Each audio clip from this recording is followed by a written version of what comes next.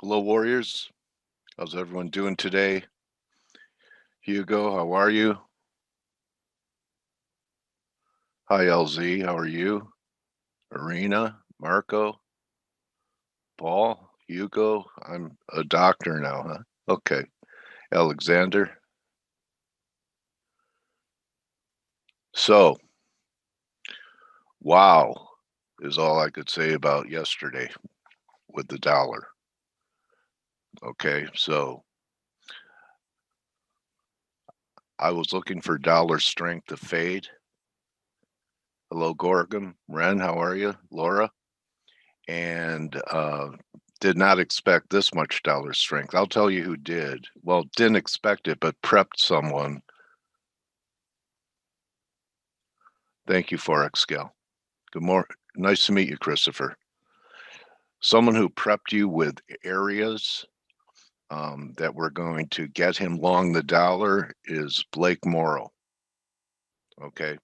So Blake gave you areas in gold that would tell him to be long dollars. Was 1845. Okay. He also talked about the potential for higher yields. He felt there could be an important inflection point in monetary policy. Okay. Congratulations, Paul. And the only thing that survived, at least for now, but not by much, were the S&Ps. Okay. And they take out this 42 level. You have a 50-day moving average there. A lot of things. It's already a reversal week. And Blake also prepared you, I believe it was Euro Yen. Anyway, besides prepping you in face. Dude, you can't. You mentioned the Euro Yen. I'm You so got out. irritated. I am still short. I forgot to adjust my pattern and play limit, and so I did it this morning. I told everybody in the chat room. I'm like, I can't believe I didn't adjust that. It's when you're trading. Sometimes you get caught up in the heat of the moment. Yeah, I forget to make. It's hard to have a job sometimes and concentrate on your trading. Yeah, I mean, everybody most people that are, especially in the chat room, they know I'm short from like 133.50 actually. So, shoot. You did a great job prepping the community yesterday, Blake. That's why I wanted to bring it up, and I know you gave more specific entries on the morning edge, and also you had great pattern and plays working going into it. And here you go. Look, Blake, all Blake. Well, yeah, and you know what? I think there's more to come here. I think right now what you're seeing, and I'll let you. I'm done. Yeah, I'll let let you, bro, because I know you. I think you have Grega coming in here in a little bit. Greg is jumping in, but I think there's a lot actually to come here with higher volatility, and I think like you look at, I'll just take over really quick, Dale. Okay. Thank you all for all the kind words. It was well, I mean, I'm not patronizing. I'm just saying that anyone that listened to you should not have been surprised once those levels that you brought up were violated.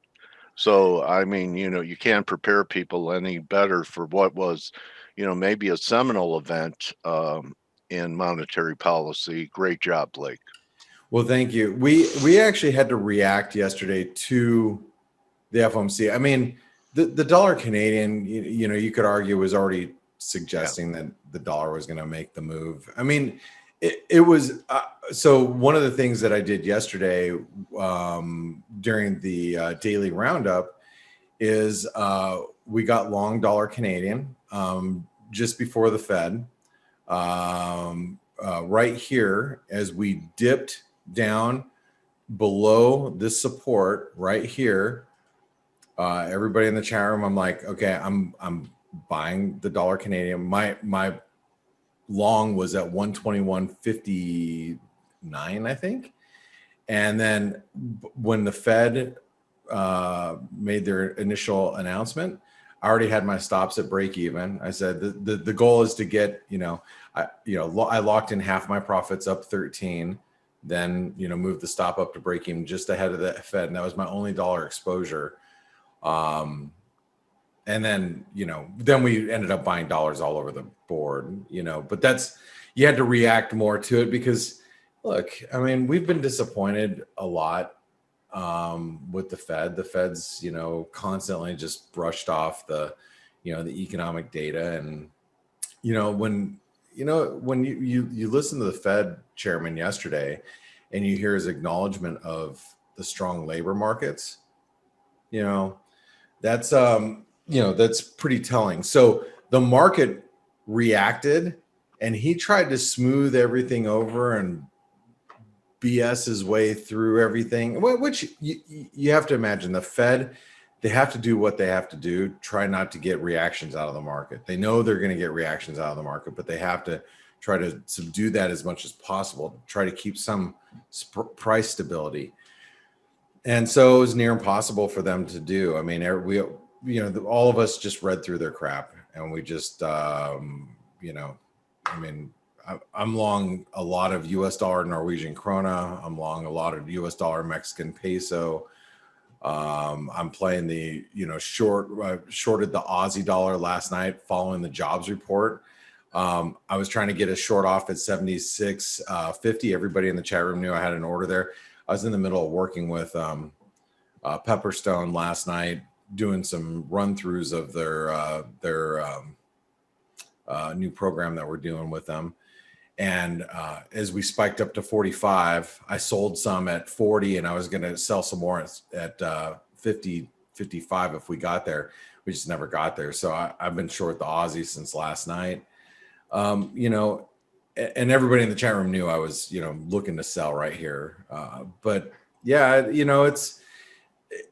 the dollar's got a ways to recover. And if you look at the dollar index now, I mean, we're above the 50% retracement.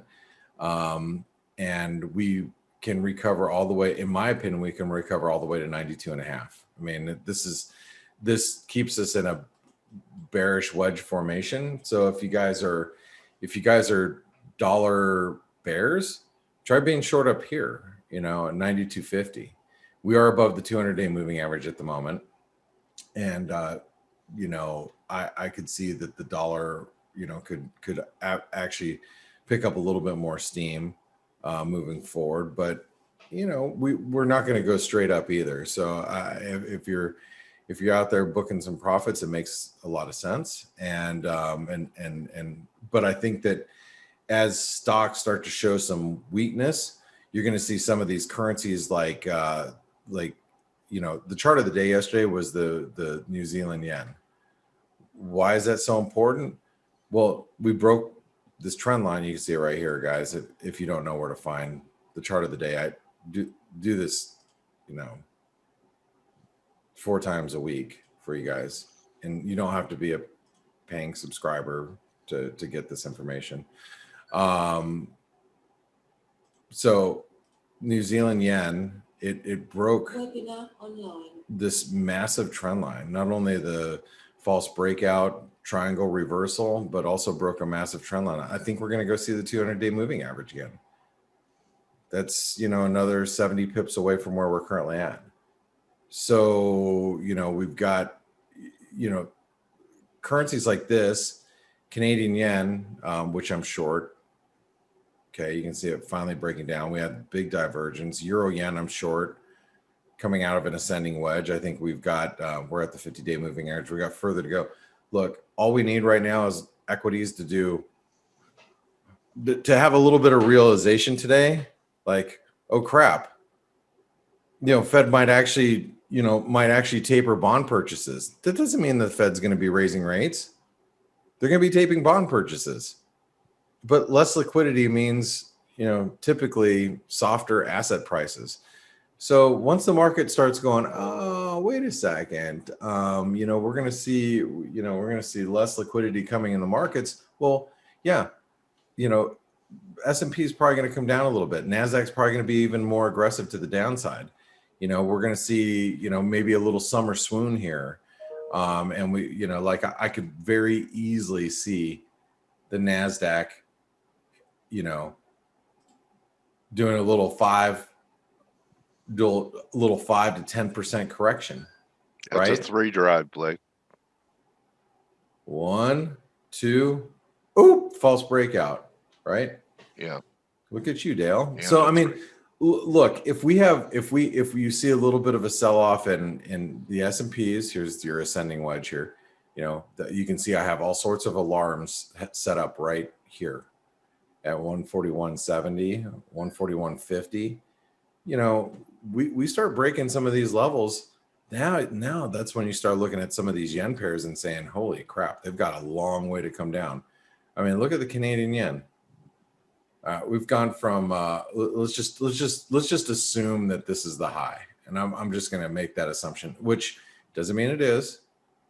I'm just going to make the assumption. 38% retracement comes in at 84.50. That's the previous high from February of 2020. That currently is 500 pips away from where we're at.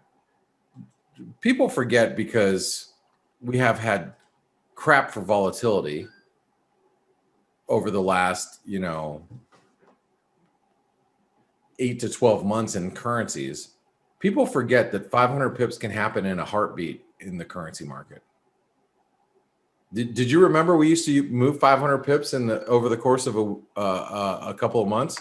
Yeah. Sometimes in a month. Stelios, yeah. Steve, Dale, you guys remember? The currencies used to do that. Of course.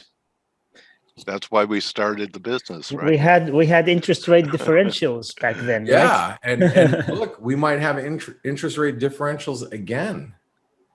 That's like the topic of conversation I was having with Chris Weston of Pepperstone Securities last night. I'm like, look, man, this is good for us. It ain't great for investors, but for traders, we're going to have interest rate expectations moving, right? Doesn't mean that they're really going to move a whole lot, right, Steve? I know Steve's like in the camp of, central banks are going to be at 0 for the next 100 years. But I mean, hey, it doesn't mean that it won't change people's ideas that we might actually get a lift off from time to time. Steve? Hey guys, I'm not sure if Steve is around. Okay. Well, you know what, Grega? We're just so happy that you're here. What did I miss? I just logged in. Look, he is here. Swallowed. What did I miss? I just logged in. I was bringing Jason home. We were just bad mouthing you. Don't worry. We were just talking crap about you, Steve. So nothing new has changed. Nothing new. No, I want to let Grega come take over here in a second. And guys, Grega Horvat, he did our week ahead video. Was it this last week, Grega? Yeah, it was. Yeah, it was this last week. You did our week ahead video, so he gets to do a little bit of a follow-up following the FOMC. Really quick, Manish said, I'm not a subscriber, but can you explain how you get 2 axes left and right on a chart on TradingView? 2 axes. Yeah. Yeah. If you add another instrument, then it gives you an access of the other instrument. Got it. Yeah. This here's the S&P, and that's why it's there. Then I just hide it. That's it right there. Okay, I see what you're talking about. So I hope that helps. But Grega, I'm going to let you catch everybody up on your thoughts about the post FOMC move. But Steve, what we were saying though, jokes aside, is that we're seeing a little bit of higher volatility in the currency market, and that's a good thing. And the reason why that is because you have interest rate expectations that are shifting. Not necessarily, it doesn't mean that the Fed or any other central bank is actually going to ever raise rates, or if they do, you'll have the markets react probably negatively as the Fed tries to inch up a 1/4 basis point or half a basis point, maybe a year or two from now. But what that means is and this is the point that Stelios and I were trying to make, is that interest rate differentials and expectations that create those differentials are now shifting, and that creates,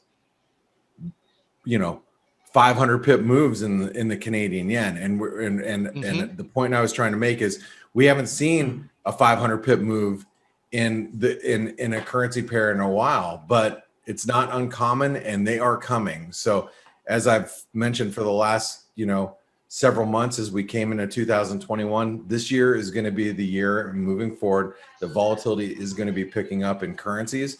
So you guys are in the right spot. So glad to have you all here. And that was the point I was trying to make, Steve. But Steve, Stelios, and I will have a lot to say on our ForexAnalytix customer only morning edge webinar in 1 hour. But Greg, I'm going to let you take over so you can. FACO. Yes, finally we have a lot of things to talk about, indeed. Finally we do. All right. Yeah. Greg, it's all yours, man. Yeah. And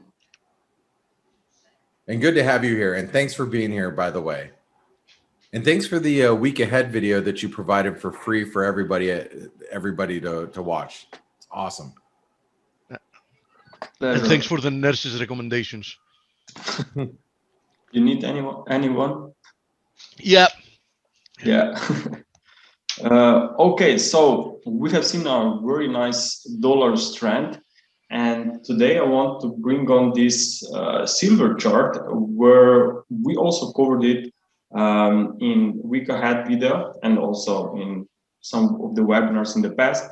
And either we completed this flat correction and we could continue higher after this pullback, or maybe this whole price action would be a triangle where wavy can actually reach the lower side of this pattern. So there is still room for more weakness, and with the dollar trend that we are currently seeing, I would not be surprised to actually see silver moving even lower. With that being said, I was going through a lot of dollar pairs and was trying to find what the best pattern. And actually what I really love here is dollar against Swiss franc.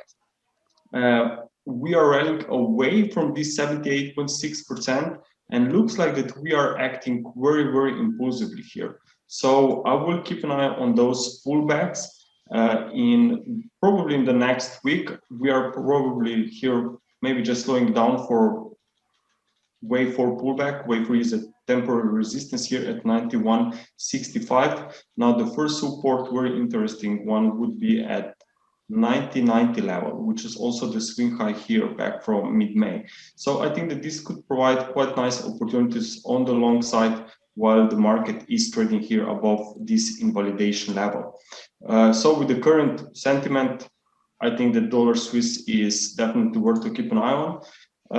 Also, looking at Aussie dollar, me and Steve were discussing about Aussie dollar in last week, I believe, and we've been covering potential triangle here for a wave 4, or maybe even a deeper flat correction. For now, it's still a little bit too soon to say what will happen, but I'm afraid that we will actually see more weakness here for a wave C. And yeah, I don't know how you've drawn it, but where I have drawn the symmetrical triangle trend line support, we are actually just breaching through it, just on the day. Yeah, you probably connected the previous swing lows. Yeah. So, I mean, those currencies are probably not the best, based on a pattern that I'm looking, are not having the best wave structure. And dollar Swiss is probably the one that we should look for. Also, if we look at dollar yen here, I'm wondering what will happen around 111 level. We are here testing this previous swing high, and I'm still looking for potential resumption higher back to this pre-COVID crisis levels here from last year, February, which is around 112 levels. So I'm thinking about more upside here, especially if yields will continue to trade higher. So these are probably two pairs that I would be tracking very closely, of course, based on the short-term structures, there are even more pairs that could see more dollar strength. Here is, for example, dollar Canadian, which is maybe trading in a wave 4, but for now this is a very sharp move, so it could have room for more upside. It is. Yeah. Same with USD NOK. Actually, yesterday I closed after months my USD NOK short after the Fed, because USD NOK broke through the 842 resistance area as well, and it looks to me like it might have more room to run. Yeah, and looking at this, even if that would be like an extended wave C, but I think that it can prove to be wave 3 actually. But in both cases, I think that there is room for more upside after that wave 4 pullback. So for now, I just think that we should respect what the dollar is doing, and if you are a short-term trader, I think that those pullbacks could be quite interesting. Also, let's take a look on crude oil. Now, crude oil did not move much actually, but still you have these 5 waves up from May lows, May 21st. It was $61.50 per barrel. And now we are trying to slow down at this upper trend line of this Elliott wave channel. So if we can see more weakness here in the short term, which I would not be surprised, because looks like, if I zoom this in, looks like that this is the first leg of a sell-off, and now you have only 3 wave rise. So in the short term, I think that this could cause more weakness here on crude oil, and this, as you know, is supportive for dollar CAD as well. Mm-hmm. Same for dollar NOK. Yeah, of course. Also, let's take a look maybe on German DAX. Now here we have still it's doing quite well, we should say, if we respect the correlation with the US stock market. Now the S&P 500 is much lower, the Nasdaq 100 as well. But here, I mean, this looks like a very nice potential wedge formation. Yeah, we have the same thing with the S&P more or less. Why can't this whole construct be part of an expanded flat fourth? Expand, you mean like that we are going to see a wave C sell-off? Yes. Yeah, I mean, of course, that's a very valid point as well. But in both cases, for, let's say, through summer, we could definitely see a slowdown or a pullback. So, I mean, at this stage, it doesn't really matter what kind of a pullback or structure will unfold in the next few weeks, because in both cases, then you expect a reversal, right? Mm-hmm. But yes, you have a valid point there. It definitely could be a wave C of a flat as well. You could consider that bounce from A could be wave B. A, yes, then B, the recent move higher, and we're missing a C lower than A. Or back to the wave A point, yes. But in either case, I mean, we can count 5 waves up here from start of the year within this wave 3. So definitely we are expecting some kind of a pullback or slowdown, and summer, it's probably perfect timing for this to unfold. And then when maybe other central banks will do the same talks after summer, we could again see some kind of a volatility, maybe even interesting reactions against the US dollar. Now we can also maybe take a look on cable here. Now I know that cable is also having a very nice dip here, but for me it's very hard to say that the top is in place. I mean, always when I'm looking for a wave 5, it's very rare to see that wave 5 will move to a new high and complete the whole sequence for just a few pips. Okay, so this normally occurs in the middle of consolidations, where market just try to tricks on a breakout for those who want to buy, and maybe clear some stops for those who are on the short side. So I'm afraid that this consolidation is still underway. It could unfold as a flat, it could unfold as a triangle here. And if this is really going to be maybe a triangle, watch out for potential support at 1.38 up to 1.39 level. So I'm not that aggressively bearish here on cable, maybe just, as I said, for another 100 pips sell-off, and then we will see if this support will really be taken out or not. Here we are also at this 100 simple moving average testing it right now. So technically, it's not really a bear market. It's just a range bounded market here since February or January, actually. Do we have any questions, Steve? Someone's asking about gold, Greg. Gold. Yeah, Yes. just came in gold. Yeah. Yeah, I mean, on gold, we were looking for this recovery and was expecting more upside after pullback, but so far this pullback is becoming very aggressive. So for now, still very respected trend line is in place, and if this trend line will be able to hold, then maybe this whole price action can unfold as a triangle here in a wave 4. So we will see how this unfolds, but at the moment, this is a very aggressive fall and definitely too aggressive for my taste to look for any longs here. Yeah, it's impulsive for the time being, so it definitely has more to go before it's over. Yes, I was monitoring the move lower initially within a channel, and once it broke through the channel yesterday, I immediately realized that, okay, this has more legs to run. Yeah, that channel, yes, that you're about to draw. Yes, that one. There was no follow through to the upside, actually. Yeah, so once I saw this slice through the support, I was like, okay, this has more to run. Yeah, and I'm afraid to say the same, actually. Okay, actually, I don't have anything else. Okay, don't worry. I have things for you.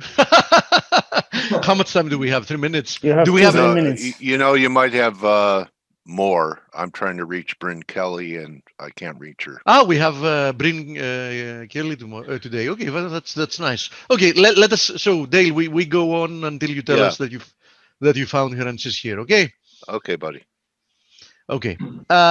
So Gregor, first of all, let me summarize what you've said so far. So far, all the instruments you had a look at, you are treating this dollar rebound and the potential risk asset pullback as corrective in nature, right? Yeah, I still think that this from January, I mean, if you zoom out, you will still see that there is no real change in trend, or at least it's too soon to say that there is. Absolutely. I'm in agreement with you anyhow. I'm just summarizing for people that are not so familiar. Yeah, exactly. I make it very simple for people. Yeah, but in the short term, I think that there is room for more dollars. I agree. I believe that in the short term, we're seeing moves unfold in an impulsive manner. So I think that this corrective move will run longer. I don't think it's something that's going to be over today or tomorrow. Yeah, exactly. So I think we will see corrective moves, which might finally retrace, a decent part of what we've lately seen. And to be honest, I think it's very nice and healthy. It's going to give us opportunities to join previous trends at much better prices, right? Because during the past 14 months, we've had literally no opportunities to join the trend that made sense having to do with risk reward. Yes. Almost no opportunities. Yes, exactly. Especially if you look at commodities, not only currency. Yes. Everything was going literally in a straight line. Yeah, exactly. In that context, do you also have the feeling that, for example, S&P, which so far has had a very limited reaction to what the FX and the commodity world has done, is about to do some catching up? Because we did have a negative day yesterday, but I mean, zooming out a little bit in the chart, you don't even notice it, right? Yeah, I mean, it looks, for me, it's still a very healthy uptrend here, and I just think that those pullbacks that we have seen, especially on copper and lumber, I believe that I covered this in week ahead video as well. And you did. Yeah, and it looks like that this is probably just having some negative on. It could have some negative impact on stocks in the short term. So I'm looking for this to be wave 4. It could unfold as a flat correction, and it goes very nicely actually with DAX that we covered earlier. Also, if we look here on NASDAQ 100, we can count 5 waves up on this intraday chart. So even this one suggests that we could see some kind of a pullback. So from yesterday, I think that there can be a resumption to even lower levels until we form 3 wave setbacks. The support here on NASDAQ, which in my opinion could be the most interesting on the long side, is at 13,460. What about, since people do pay attention to them, what about cryptos? Technically speaking, nothing really changed yesterday. Yeah. Are you also still looking for another leg lower in the crypto universe? Ethereum looks heavier than Bitcoin, but Bitcoin also looks like it might be unfolding in some kind of a actually I'm tracking 2 wave counts on Bitcoin at the moment. Now the first one is that this is an ABC recovery, can be even some kind of an ending diagonal here, building for a wave C, and I'm very curious to see what will happen here around 43,000. As you know, there is majority of people who are constantly looking to try to buy the Bitcoin, which is fine, especially from investment perspective after such a nice pullback. But for short-term traders, maybe they are waiting on a breakout. But 43,000, when some are looking or expecting a breakout, well, that's actually a point where I would be very careful, because we still have, after all, this potential 3 wave recovery going on away from this May lows. And what's even more important is that in this first leg, okay, in wave A, there was a 3 wave recovery, not a 5 wave movement. And always when you have a 3 wave drop from a new high within uptrend, or from a new low, a 3 wave rise in a downtrend, well, that's typically the most important substructure that suggests that this is a correction rather than a change in trend. So in my opinion, this whole price action could be a correction. Is part of a bigger correction. Yes, so it could be an ABC rally towards 44,000, or if we just will continue to consolidate here, it could be even a triangle if we drop, let's say in the next 24 hours, back towards 36,000. Yeah, and to be honest, Ethereum looks a lot more like a triangle now that we have enough price action. Well, let me take a look.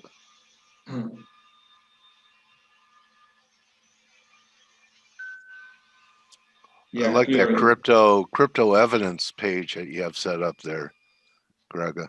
Shows longs and shorts, and that's interesting.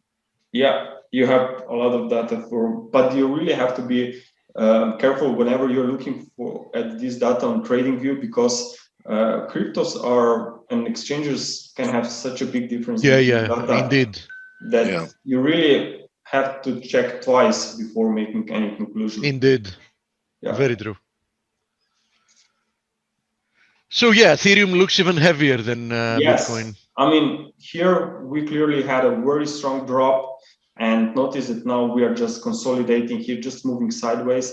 But keep in mind that that triangle that you mentioned can also be in a wave B. And so we have a wave C after the triangle and then the next leg lower, yes. Yeah. So that's why I have labeled this alternate count above here, but really it doesn't make any changes regarding the whole picture. I think that this drop from May highs is just still incomplete, and that we'll see maybe even 1,000 here in July. Okay. Now, a thing that I'm going to address in the next webinar in the Morning Edge is following yesterday's move. We've seen a lot of breakdowns in also in sustained uptrends in the yen universe. And when I say in the yen universe, I mean like Euro yen, Pound yen, Aussie yen, Kiwi yen.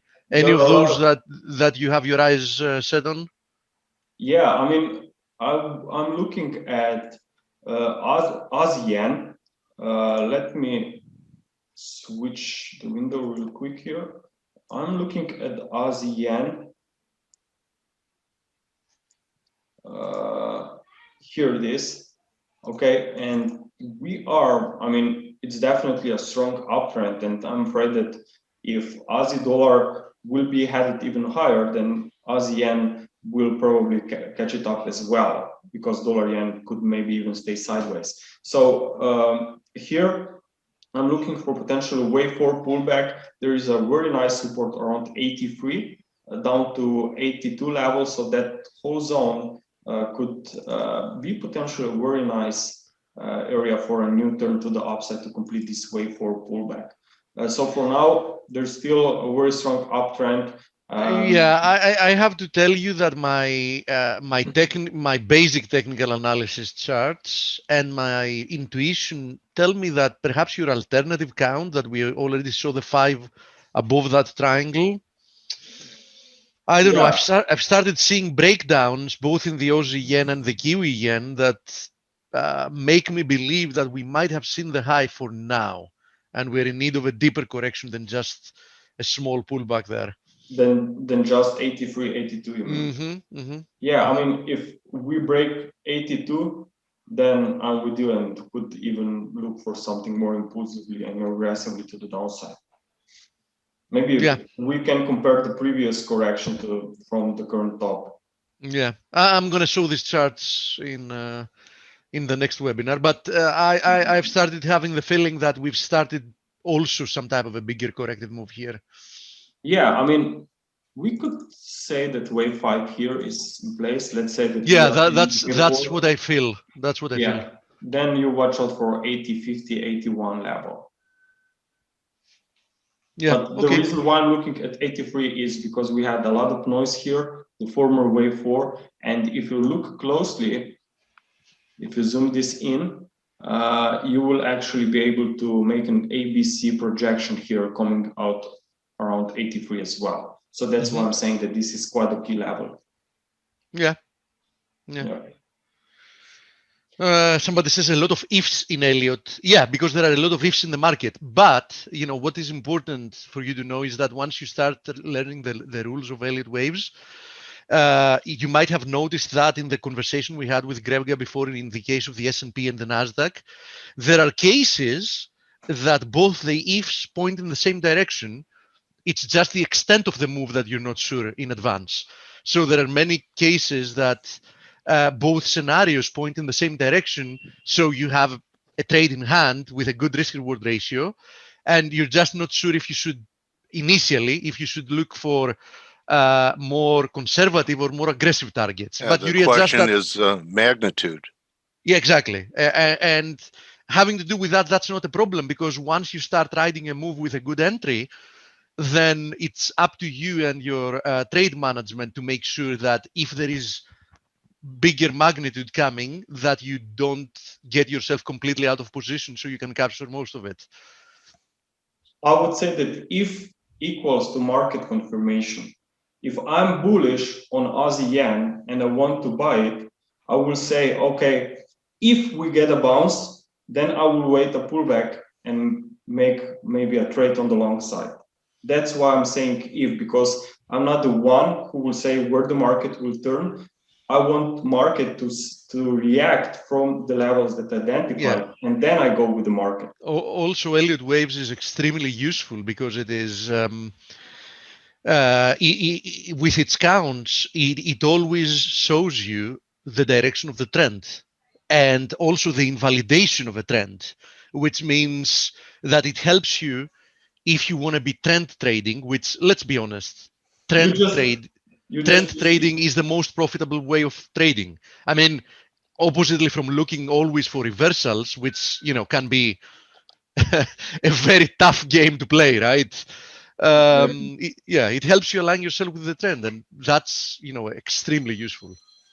Yeah, I mean, also from a trading perspective, now imagine 12 hours back, it was a total different picture if you ask any technical trader. Now everyone are trying to join the current sentiment and will look for important reversal or significant tops.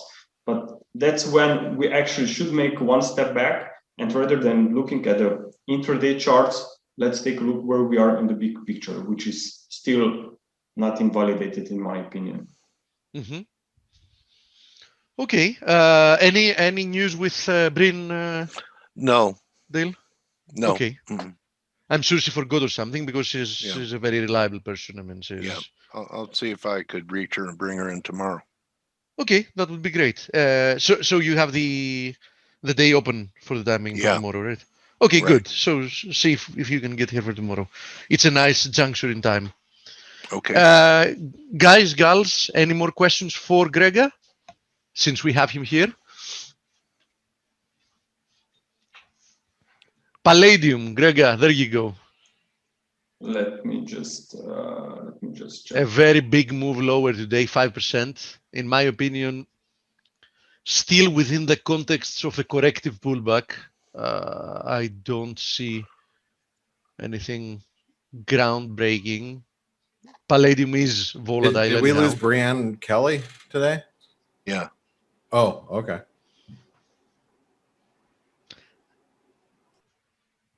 Just a second, I'm looking for it here in a trading view. XPD USD. Yeah. I'm just searching for the wave counts if I have any. You should, because I think we've discussed it previously. Stop sharing. So you probably drew that somewhere.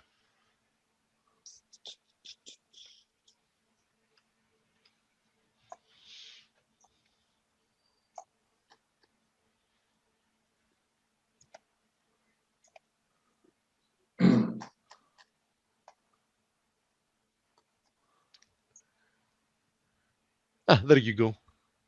You had something. Yeah. Okay. Let me look.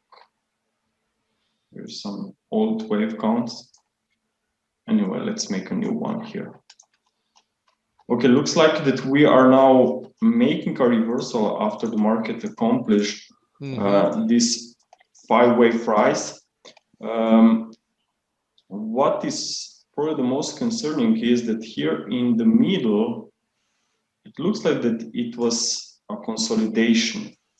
And this consolidation could actually represent wave B of a free wave advance to a new high if we consider that current weakness. So you mean that this whole move higher might be part of a bigger correction that's unfolding since we found the previous high?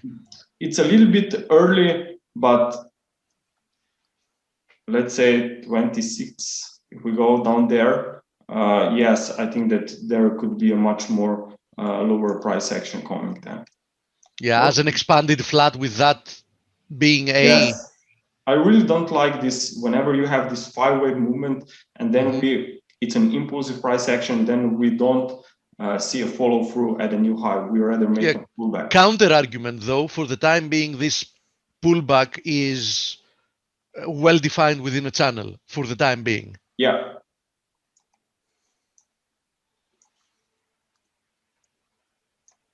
It's not really that kind of a impulsive advance, very strong one, away from March lows. It's quite choppy here. So, and this reversal is set from a new high back below the previous high. That's what concerns me a lot. But as I said, as long as we are here above this trend line, there's something. No. I mean, if you zoom closer to the price action we've had since we topped, so far it channels just fine. I mean, it doesn't show any real, if you zoom closer to the recent price action from where we found the 5th wave high to where we are. Yes.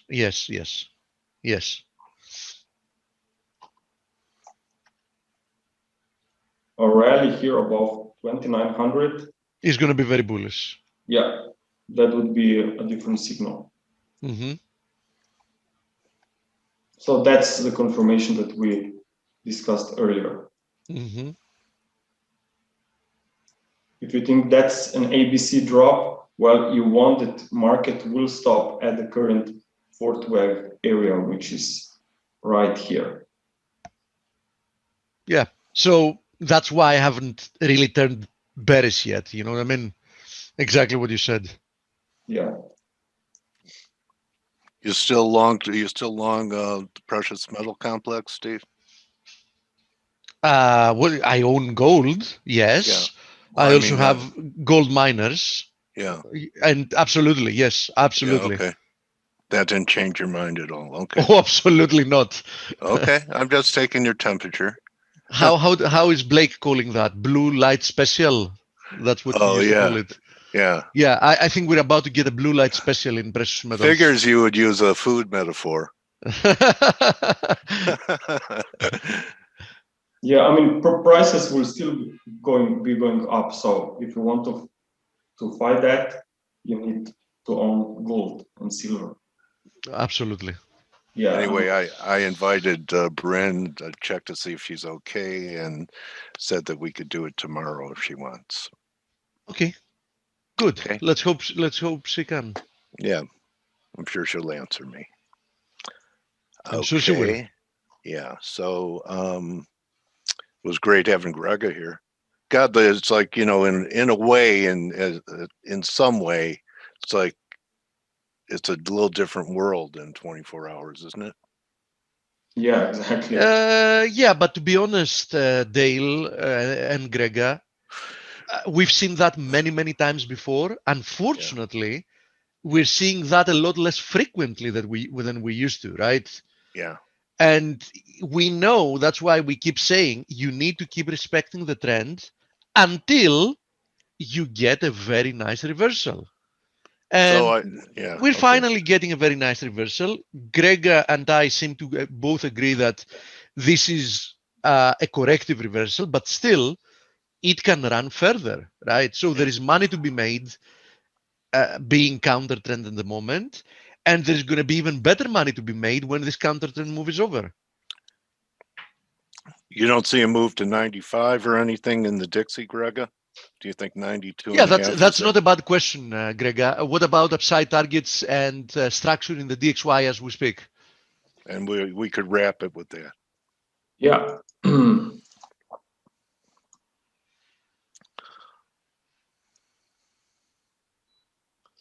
Here we are. Do you see the charts? Yeah. Yes, mate, we do. Yeah. Okay. So we have seen a break out of this consolidation here, and looks like that we are now making this 5-wave impulsive advance. So again, we break 91.40 quite aggressively, and I think this could be a very nice support here in the next few sessions once we get a pullback, and that's this upcoming 5th wave could actually be a very nice opportunity, not only again on dollar Swiss pair that I discussed earlier, but also against some other currencies as well. So for now, I think the dollar is making a very nice bullish rise, but it can be maybe just a short one. Keep in mind that this here on a higher delivery time frame charts, we are still missing this wave 5. Yeah, or that's if we're just going to see sideways consolidation, well, then it could even be a triangle. Keep in mind that the rise from this start of January looks more like a corrective rather than a changing trend here. So I think that this is still part of a downtrend. Okay, answered my question. Somebody's asking, somebody's saying that they want to learn Elliott waves, and where would they start? Correct me if I'm wrong, Grega. I think there is a free, because there is a free PDF they can search for the internet, the Elliott wave principle, key to market behavior from Frost, Pretzer, and who's the third guy? Yes. Frost and Pretzer, right? Yes. Yeah. Frost and Prester. Pretzer, sorry. Yeah, CHT. Yeah, Pretzer, I think. Can you say K in Greece? K, of course, yeah. Yeah, okay. Prekter. Prekter. Okay, so it's Prekter. There you okay, go, fine. Buddy. All right. So it's Frost and Prekter, Elliott wave principle, key to market behavior. I think you can find it and download it for free because it's like rights have expired, at least the first version, and it's not that Elliott waves have really changed or evolved during the years. So download that and read it. It's like 100 and something pages but you know, a lot of charts in them. So literally you can read it like within a couple of 2-3 hours. At least I'm a fast reader.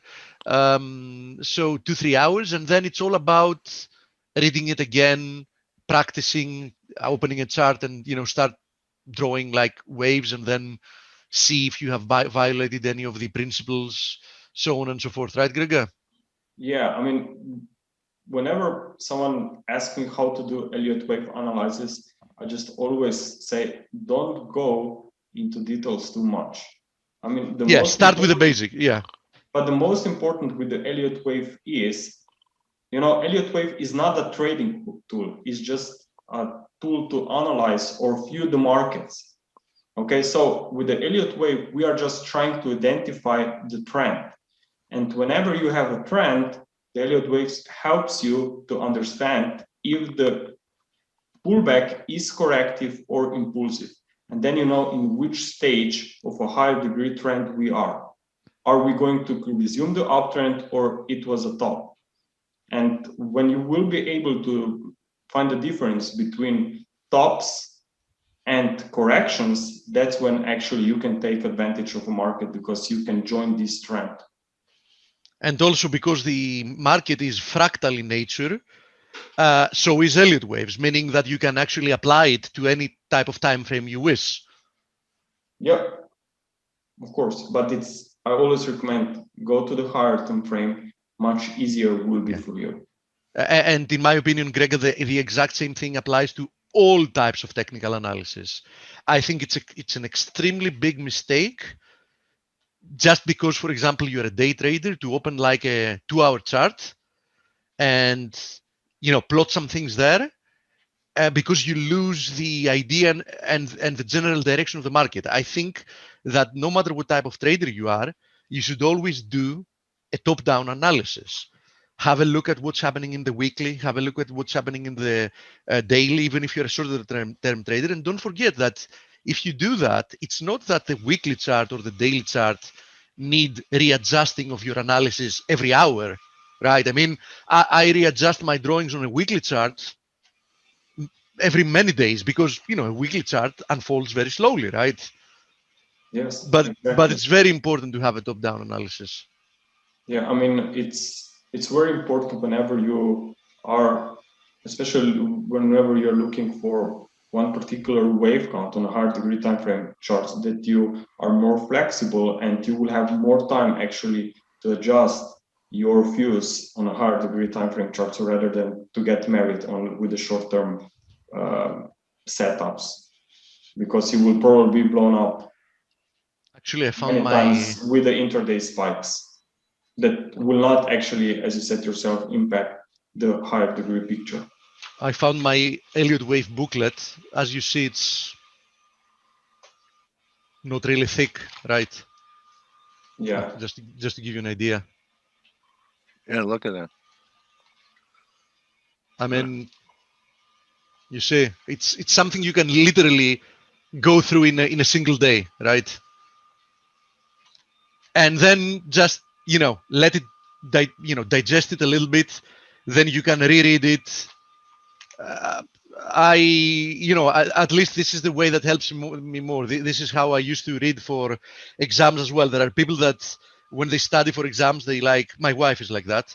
She likes go through like every page until she learns it by heart almost. I have a different methodology. I like to read through everything. I know at the beginning you keep very little information, and then go through it again and again. And every time you read it, you gain more understanding in what you've read, and you start realizing more in detail as well. But it depends on what type of a person you are, obviously. Sure. Okay, so see you all in not all, but those that are ForexAnalytix clients in 20 minutes in the morning ads. Thank you very much, Gregor. Yeah, thank you. Thanks, Dale. And great job, ForexAnalytix team in prepping people for a surprise yesterday. Okay. And also remember, don't just count your waves. Don't just count your triangles. Count your blessings. And we'll wrap it up tomorrow. for a TGIF session. Good hunting, everybody. I really encourage everyone that's still hearing my voice to subscribe, because a day like yesterday could make your year. Okay. And Very, very true. You know what I mean? I know a lot of people had a good month yesterday. You know what I'm saying? They did, but keep in mind, Dale, which is also equally important, is that even people that wanted to be conservative and were flat yesterday can make money during the next few days following this volatile move. That's right. That's right. They didn't play roulette and bet prior, betting on a reaction. And now we have some evidence to move forward with. Right, buddy? Mm-hmm. Absolutely.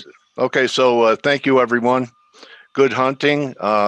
Make an investment in your trading career and join today. ForexAnalytix, home of people that are both talented and care about you. Adios. Bye-bye all. See you, Steve.